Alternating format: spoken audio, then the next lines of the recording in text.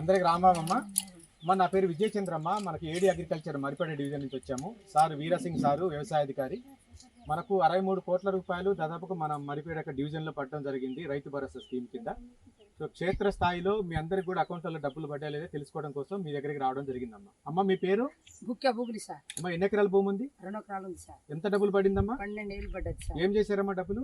పత్తి గింజలు తెచ్చిన సార్, ఉడ్ల గింజలు తెచ్చిన సార్, మిర్చి గింజలు తెచ్చిన సార్.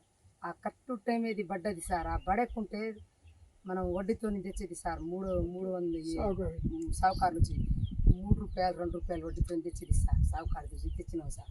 కట్టు టైంకి పడ్డది సార్. అమ్మ మీ పేరు? బోడి సార్. మీకు ఎన్ని ఎకరాల భూమి ఉంది? 2 ఎకరాలు సార్. మీకు ఎంత పడ్డాయమ్మా డబ్బులు? 12,000 రూపాయలు రైతు భరోసా డబ్బులు పడ్డాయమ్మా మీకు. సో ఇక్కడ మనకు దుబ్బతండ గ్రామంలో ఎక్కువ ట్రైబల్ పాపులేషన్ ఉంది.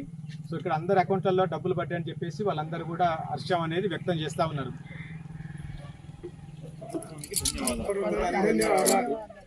Subscribe us and press the bell icon for more interesting updates.